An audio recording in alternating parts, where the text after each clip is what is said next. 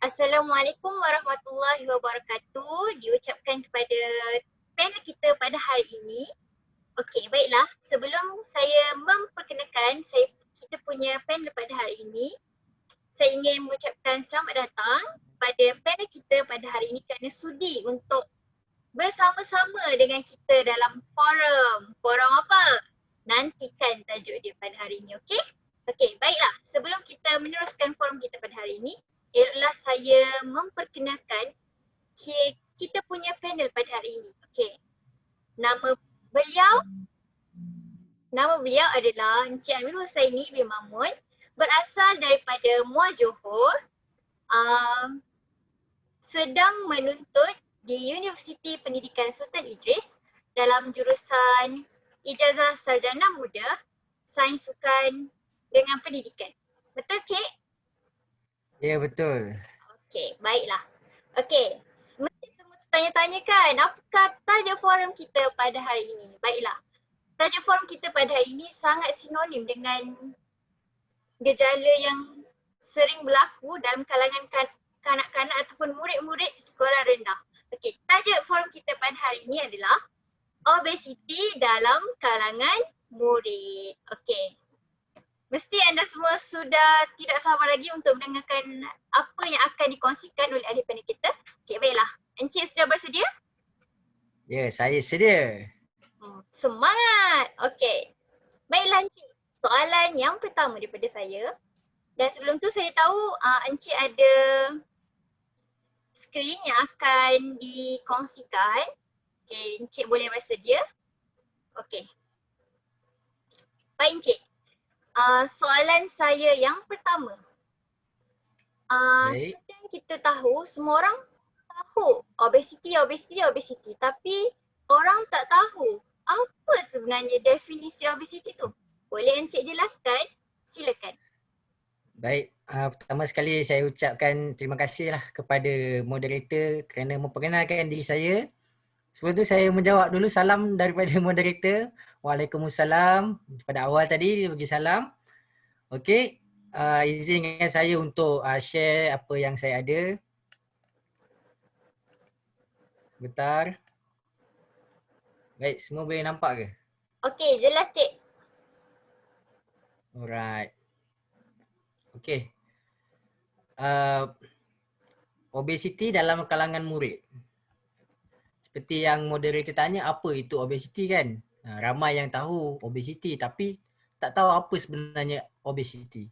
Okey, menurut sumber daripada MyHealth, Kementerian Kesihatan Malaysia, obesiti ni adalah boleh dikategorikan sebagai satu penyakit kronik. Maknanya penyakit yang teruk yang sedang menular dalam kalangan masyarakat dunia dan Malaysia khususnya. Maknanya obesiti ni bukan hanya di Malaysia. Malahan obesiti ini telah merebak ataupun telah sedang giat berkembang di negara-negara di seluruh dunia. Yang mana obesiti ini adalah satu keadaan yang kompleks di mana seseorang individu itu mempunyai lemak yang berlebihan. Maknanya tak kiralah tua atau muda, lelaki atau perempuan yang mana mempunyai lemak yang berlebihan itu dikategorikan sebagai obesiti. So apa yang boleh difahamkan kat sini, obesiti itu adalah lemak yang berlebihan pada tubuh badan kita. Okey, lelaki dikatakan obes sekiranya mempunyai kadar lemak berlebihan sebanyak 25%. Okey, bagi individu lelaki sekiranya mempunyai kadar lemak yang ada dekat badan individu itu, lelaki lebih daripada 25% dikira sebagai obesiti. Namun wanita dia punya kadar obes dia adalah sebanyak 35%. Tinggi juga 35% ni samalah seperti lelaki. Kalau lelaki tu 25% dah dikira obes. Tapi wanita ini 35% adalah satu nilai peratus yang tinggi dalam lebihan lemak pada badan. Okey, macam mana kita nak ukur peratusan lemak ini, peratusan lemak boleh diukur dengan dua cara. Yang pertama adalah body mass index ataupun BMI.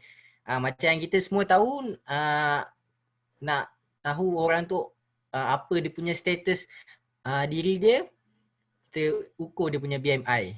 BMI adalah indeks kurang berat badan berbanding dengan ketinggian. Kat sini maksud dia, BMI ni diukur dengan menggunakan berat badan dan ketinggian.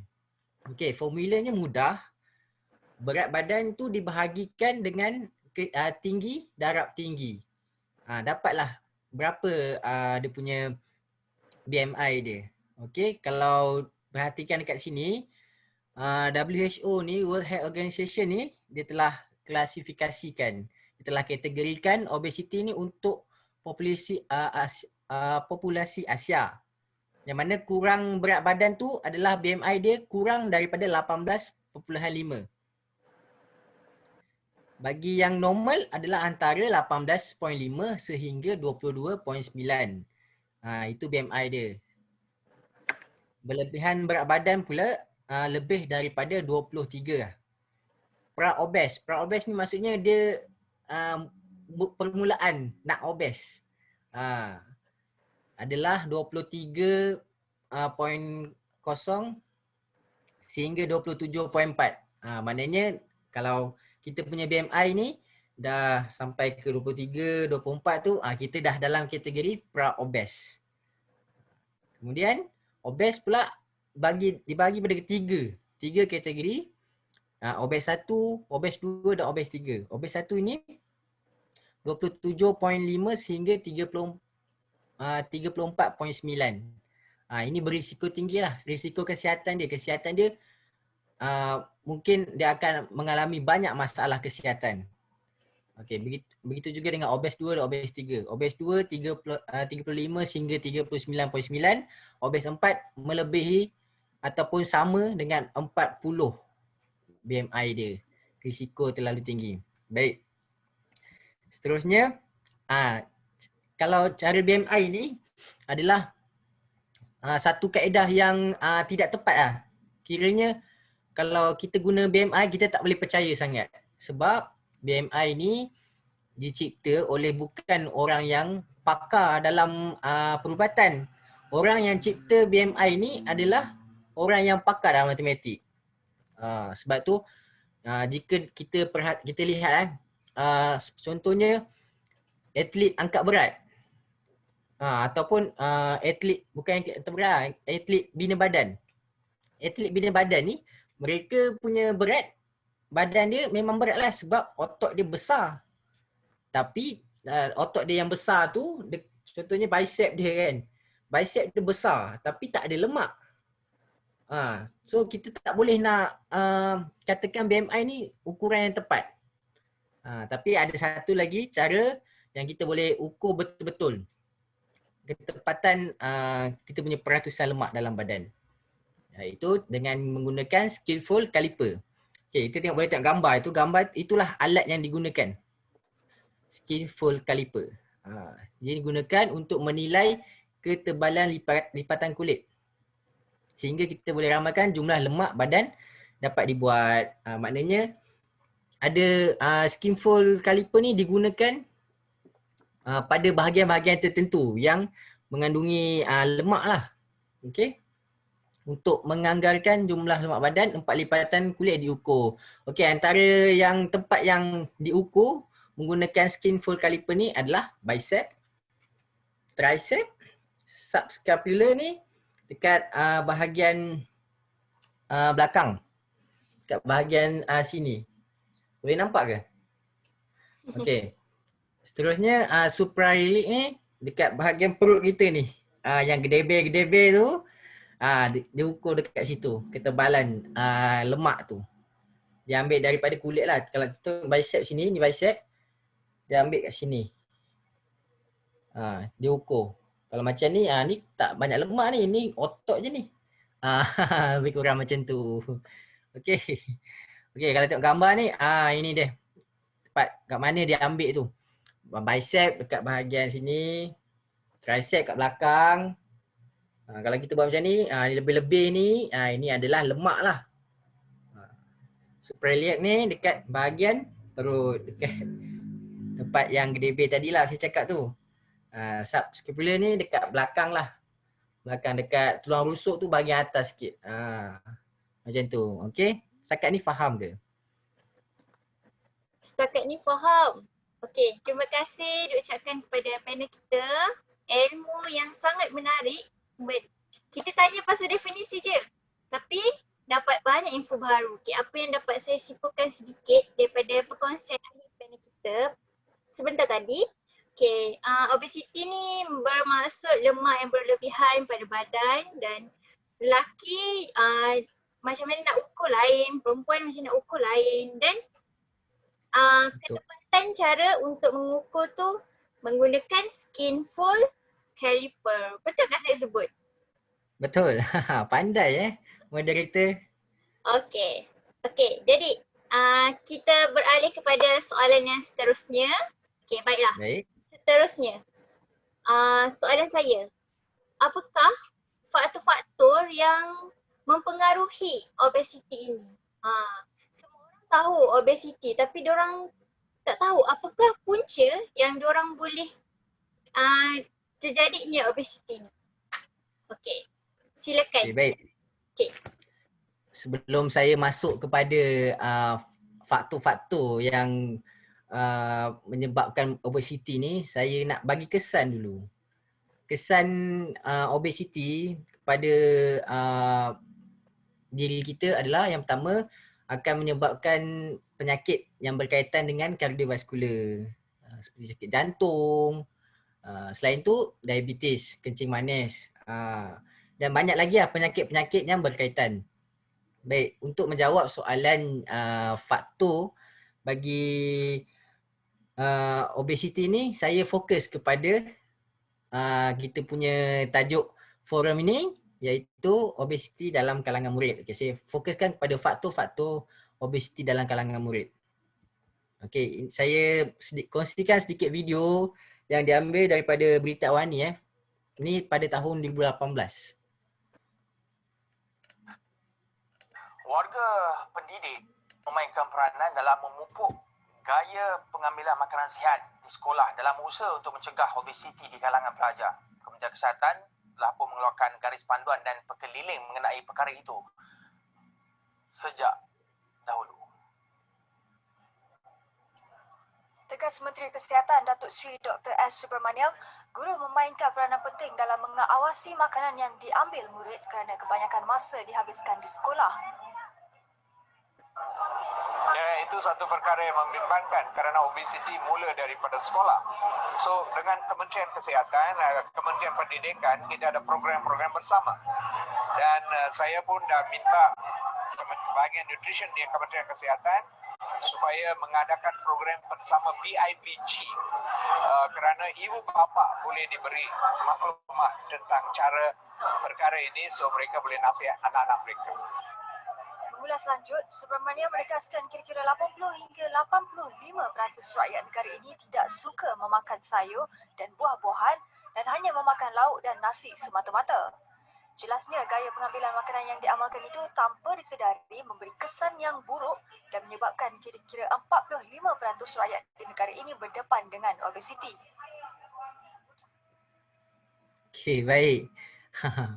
Itu tadi adalah sedutan daripada berita Awani pada tahun 2018 yang mana para guru di sekolah harus mengambil satu tindakan atau tanggungjawab, melaksanakan tanggungjawab bagaimana untuk menyedarkan murid-murid ni tentang obesiti. Okey. Kita menjawab soalan yang dikemukakan oleh moderator tadi, faktor obesiti dalam kalangan murid. Okey, baik. Faktor yang pertama adalah faktor pengusaha kantin sekolah. Kenapa saya kata pengusaha kantin sekolah? Sebab obesiti ni berkaitan dengan apa yang kita makan. Apa yang pelajar ataupun murid itu makan. Apabila difokuskan, apabila diperhatikan, pengusaha kantin sekolah ni, mereka menjual makanan-makanan yang tidak sihat, yang tidak bagus untuk murid-murid sekolah. Sebagai contoh, kalau kita tengok gambar kat sini, memang sedap lah semuanya. ada kari puff, ada ayam goreng, ada sosis kan. Ini semua makanan yang tidak sihat. Makanan-makanan yang diproses, makanan ni mengandungi banyak gula, banyak minyak. Tapi apa yang menyebabkan diorang ni obesiti adalah sebab apa? Sebab mereka makan makanan yang sebegini.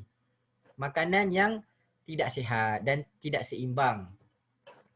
Seharusnya pengusaha kantin itu sedar bahawa apa yang mereka jual tu akan memberi kesan kepada pembeli. Tapi sikap pengusaha yang hanya ingin mementingkan keuntungan patutnya perlu diubah kepada membantu ataupun menjual makanan-makanan yang memberi manfaat kepada orang itu sendiri, pada murid itu sendiri. Faktor yang kedua, faktor ibu bapa.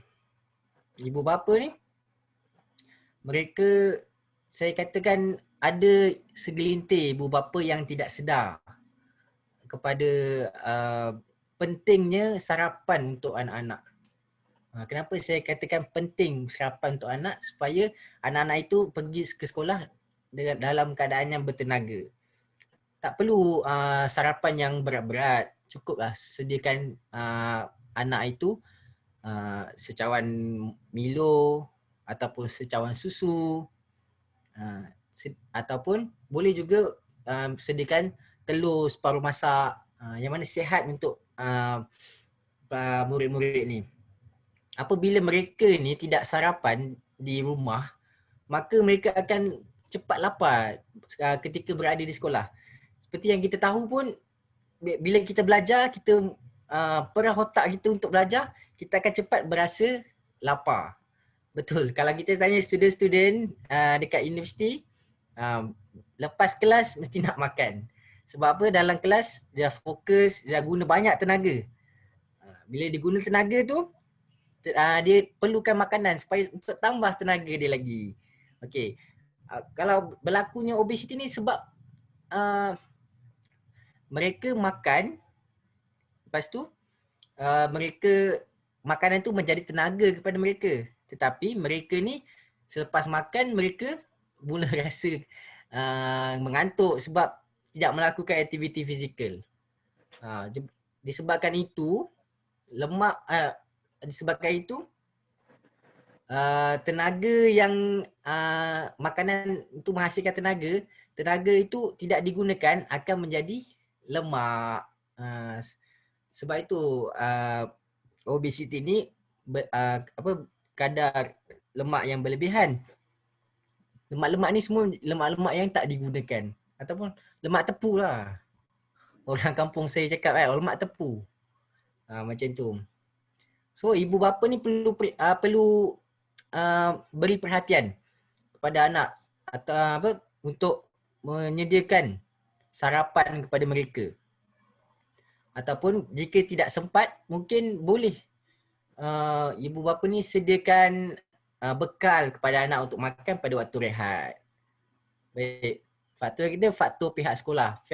Pihak sekolah ni memandang pengamalan makanan yang sihat ni ataupun seimbang ni, dia tidak serius. Mereka membiarkan pihak sekolah, pihak pengurusan kantin sekolah menjual makanan-makanan yang berminyak, berlemak. Sebagai contoh, nasi lemak. Nasi lemak, ayam goreng pula. Ayam goreng tu, dia goreng dengan minyak kan? Minyak. Itu tak baguslah untuk pelajar, untuk murid-murid sekolah. Murid ni sepatutnya pada waktu rehat tu mereka makan hanya untuk mengalas perut. Okey. Sebab tu cadangan saya, pihak kantin sekolah ni menyediakan makanan-makanan yang hanya sekadar untuk boleh mengalas perut murid. Sebagai contoh, roti ataupun Koko Crunch, makanan-makanan yang berserat kan, tapi boleh mengalas perut pelajar. Okey. faktor pihak sekolah ini pun sepatutnya mendapat sokongan daripada PIBG. Yang mana ibu bapa ini mencadangkan supaya pihak sekolah menguruskan kantin tu supaya menjual makanan-makanan yang seimbang. Okey, faktor yang keempat adalah faktor kesedaran murid itu sendiri. Murid semua saya percaya kita semua pernah menjadi murid. Dan kita pernah jadi kanak-kanak. Kita hanya makan apa yang kita suka. Betul. Kalau dekat rumah tu ayam, kita makan ayam je. Kan kalau bila ibu bapa kita goreng ikan ataupun masak makanan yang berasaskan ikan, kita tak makan. Sayur kita tak makan. Maknanya kat sini kesedaran murid itu tak ada. Tak ada kesedaran. Sebab tu mereka ni obesiti semasa zaman kanak-kanak lagi. Naik sekolah masih obesiti dan tidak amalkan amalan kehidupan yang sejahtera. Baik. Itu saja untuk faktor obesiti dalam kalangan murid ni. Baiklah, terima kasih kepada Encik Amirul untuk jawapan yang sangat penas. Ilmu yang kita dapat sangat banyak hari ni. Okey. Antaranya antara faktor obesiti tu adalah sebab pengusaha kantin sekolah.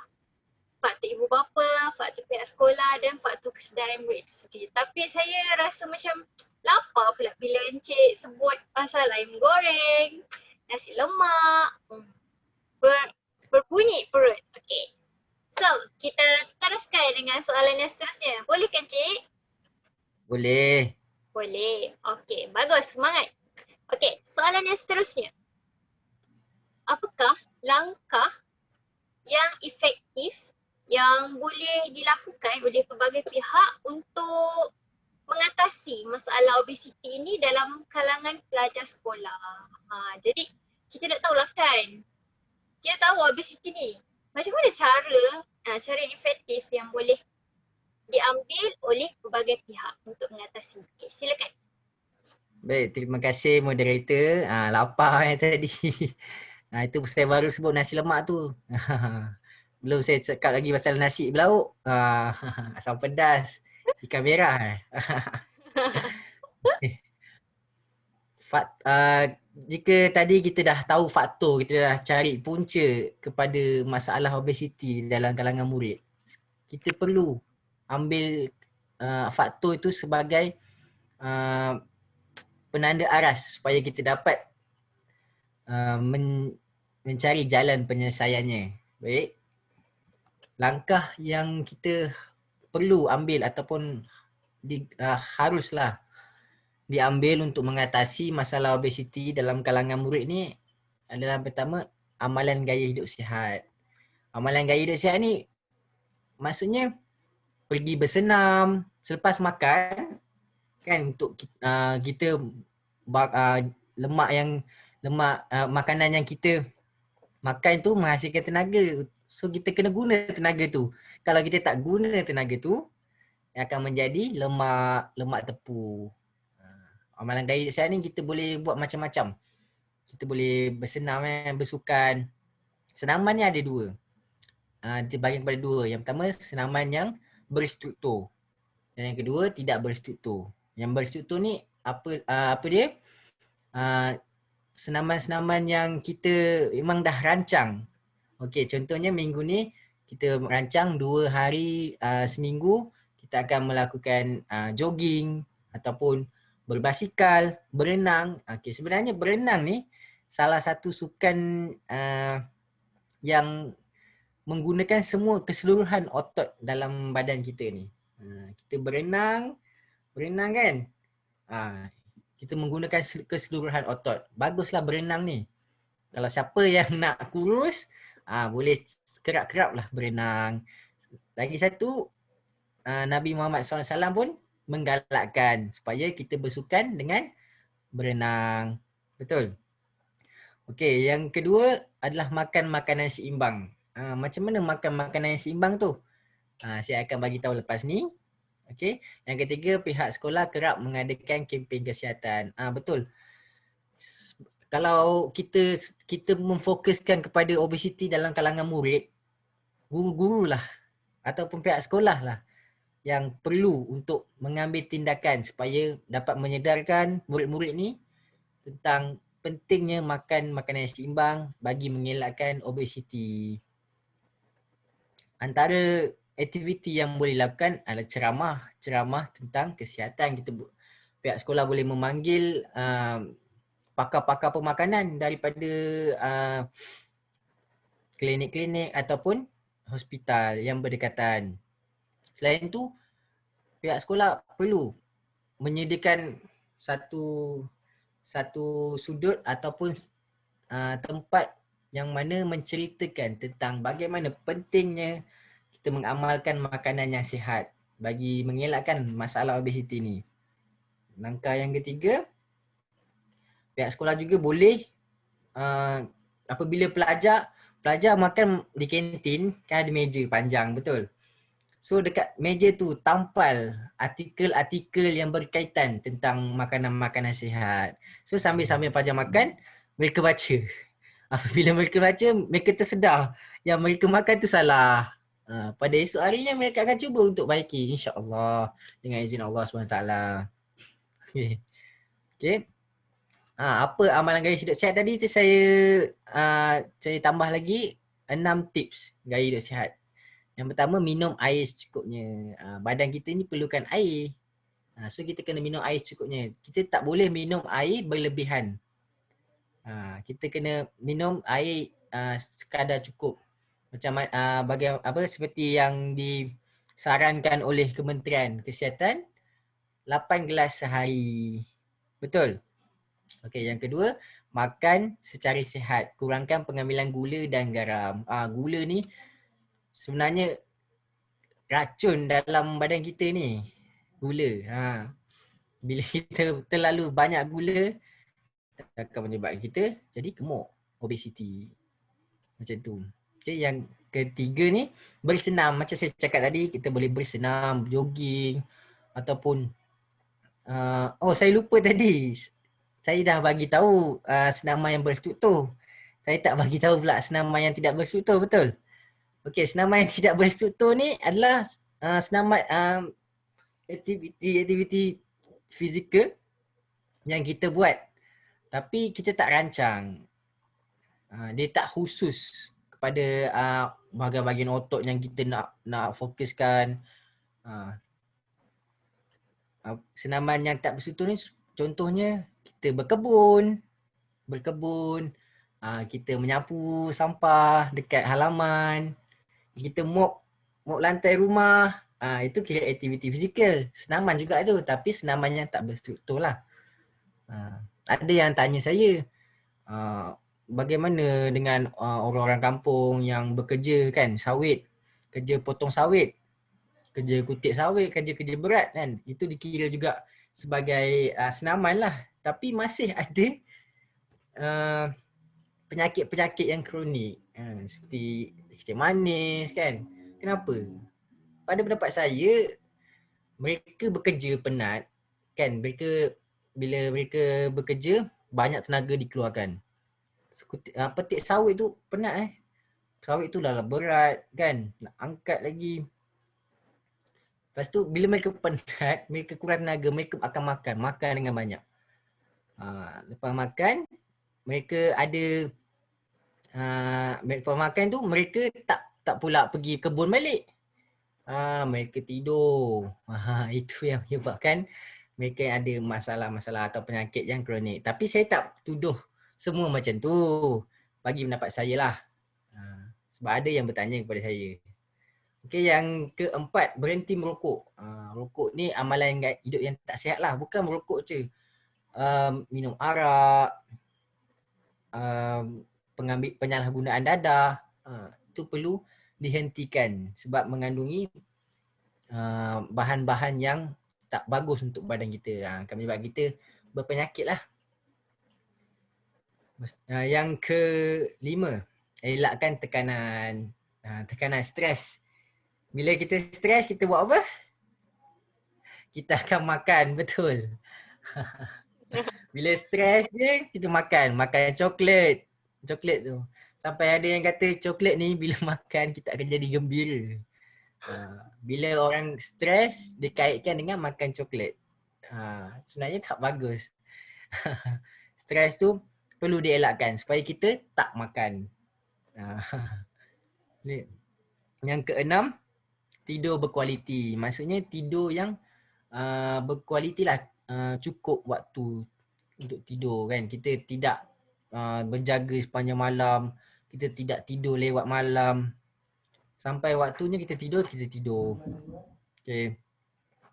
Seterusnya, kita tengok makanan seimbang. Saya ada sedikit video ni. Video ni akan menceritakan bagaimana kita perlu makan dalam pinggan kita tu. Berapa sukatan yang perlu ada. Sedang sedia ke? Sedia, saya buka dulu. Wow. Lebihkan sayur dan buah-buahan. Betul-betul. Mari amalkan gaya hidup sihat dengan makan makanan yang berkhasiat. Baru tubuh badan sihat. Suku separuh. Suku pertama. Ada nasi roti lebih ciri. Suku kedua. Ikan, daging, ayam, kacang. Separuh buah-buahan, separuh sayuran. Hey, hey, hey, hey. Hingga sihat semua. Hey, hey, hey, hey. Sihat dan berkualiti. Hey, hey, hey, hey. Hingga sihat semua. Hey, hey, hey, hey. Mari semua ikuti suku-suku separuh. Suku-suku separuh.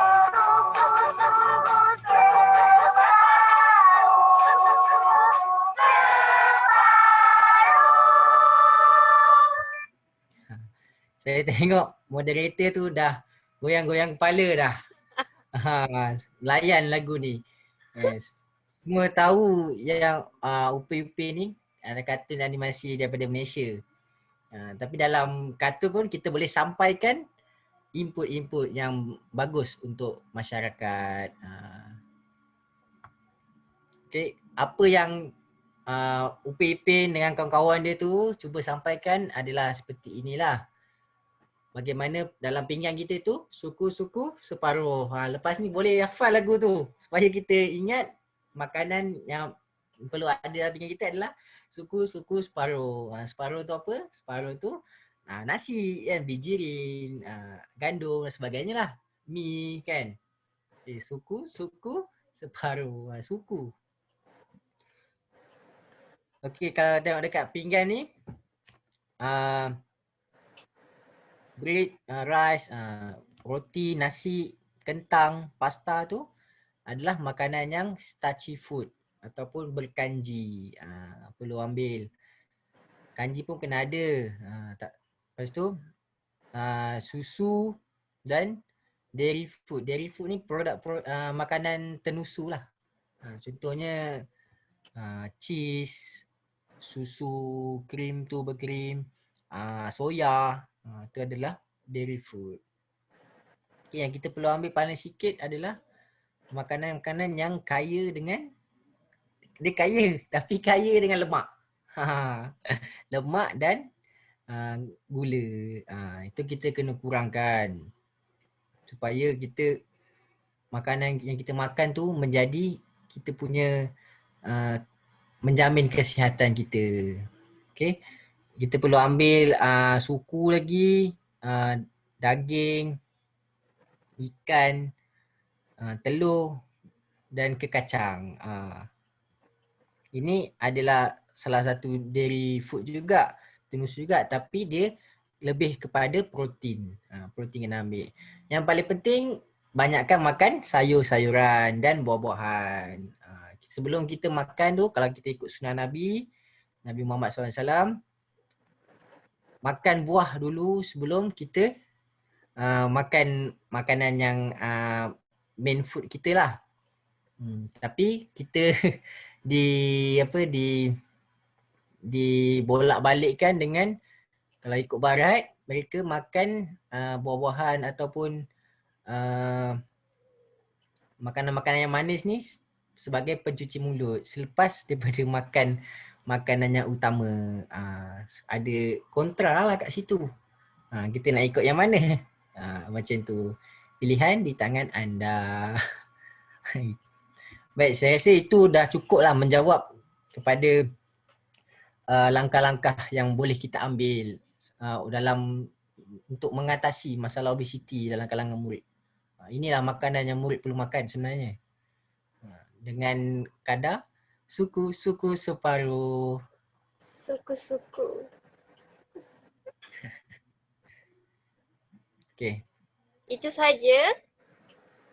Ya, itu cukuplah untuk sebagai perkongsian dalam langkah mengatasi ni. Terima kasih panel kita. Banyak yang telah diberitahu oleh panel kita pada hari ini bahawa macam mana langkah untuk mengatasi masalah obesiti. Okey, saya simpulkanlah sedikit. Okey, sebab saya terlalu tertarik dengan lagu Upin Ipin tu membuatkan saya rasa balik ni nak diet.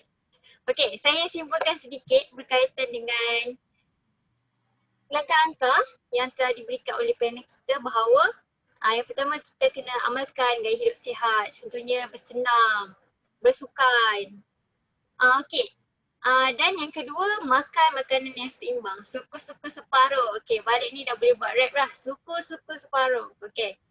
So, yang last sekali, pihak sekolah mengadakan kempen kesihatan. Contohnya, mengadakan ceramah, menjemput pakar pemakanan, mengadakan sudut kesihatan dan menampak artikel-artikel penting di tempat-tempat berkenaan. Contohnya macam meja kantin sekolah dan sebagainya. So, saya memang rasa macam, wah terbaik, sangat terbaik je. Okay, so saya nak beritahu bahawa masa telah menceburui kita kerana kita telah diberikan masa yang singkat untuk forum ini. Okay, jadi sebagai kesimpulannya Encik, apakah yang Encik ingin sampaikan kepada semua kanak-kanak, pelajar-pelajar sekolah rendah dan seluruh rakyat Malaysia? Okey, silakan Encik. Sepatah dua kata ataupun banyak-banyak kata pun boleh. Silakan. Baik, terima kasih moderator Razana Atira. Okay, apa yang saya boleh simpulkan, saya buat kesimpulan umum lah. Obesiti ni penyakit yang kronik. Kronik tu maksud dia berbahaya. Obesiti bahaya kepada kita. Bila kita ada obesiti, kita akan confirm, kita sudah tentu akan ada penyakit-penyakit yang lain. Penyakit jantung, masalah jantung kan. Macam tu. So, kita perlu mengatasi, kita perlu melatih diri kita sendiri. Apa yang kita makan tu adalah apa yang akan terjadi selepas tu. Kesan daripada kita makan makanan yang macam ni akan jadi macam ni. Kalau kita makan makanan yang sihat, kita akan jadi sihat. Kalau kita makan makanan yang tak sihat, tak seimbang, makanan-makanan yang fast food ataupun makanan-makanan yang diproses, kita akan sakit. Mungkin kita tak akan sakit sekarang. Sekarang kita boleh makan lagi, kita boleh happy-happy makan, tapi kita akan sakit pada hari tua nanti ataupun pada satu masa nanti. Apabila badan kita dah tak mampu untuk menanggung lemak-lemak yang banyak tu. Okey. Saya untuk pelajar-pelajar sekolah ni, sebagai orang dewasa lah, orang dewasa perlu ingatkan mereka supaya mereka ni tak ikut jejak kita. Mungkin ada sejarah kan, kita ada masalah obesiti. Kita nasihat kepada mereka. Mungkin kita tak mampu untuk betulkan diri kita, kita betulkan orang lain. Okey, kalau kita tak ambil langkah berjaga-jaga ni, tak ambil langkah mengatasi ni, saya saya yakin, saya percaya yang jawatan untuk obesiti ni tak akan pernah ada kekosongan. Itu saja kesimpulan daripada saya. Terima kasih kepada moderator kerana menjemput saya pada hari ini. Saya berbesar hatilah untuk berkongsi ilmu kepada murid-murid yang pelajar-pelajar yang sedang menonton kita ni. Saya berbesar hati dan saya mengucapkan terima kasih lah sebab sudi meluangkan masa dengan saya. Okey. Terima kasih Encik untuk perkongsian Encik pada hari ini dan saya amat tertarik dengan kata-kata Encik yang mengatakan bahawa sekiranya semua orang obesiti tu memegang jawatan tertinggi kalau macam dalam sistem pemerintahan kita kan. Dia yang paling tinggi sekali kalau semua orang kena obesiti. Dan saya tertarik juga dengan satu pepatah yang mengatakan bahawa anda adalah apa yang anda makan. So renung-renungkan balik ni, anda adalah apa yang anda makan. Okey, jadi itu sahaja perkongsian kita pada hari ini, perkongsian forum kita pada hari ini. Saya ingin mengucapkan ribuan terima kasih kepada Encik Amir Husaini kerana sudi meluangkan masa untuk berkongsi ilmu kepada semua yang join pada hari ini. Dan terima kasih kepada semua penonton yang sudi mendengar perkongsian forum pada hari ini. Okey. Sebelum itu, semoga selepas ini Encik Amirul sekiranya diberi undangan untuk berkongsi, sudilah Encik untuk datang lagi. Sudi Encik? InsyaAllah. InsyaAllah jika ada peluang saya akan berkongsi lagi ilmu-ilmu yang ada. Okey, baik Cik. Sebelum itu, kita ambil gambar dulu Cik. Boleh. 1, 2, 3. Okey. Okey. Okey Cik, kejap. Okey. Last. 1, 2, 3. Okey Cik. Terima kasih sekali lagi daripada pihak kami. Okey, saya akhiri form kita pada hari ini dengan wabillahi taufiq wal hidayah. Wassalamualaikum warahmatullahi wabarakatuh. Bye.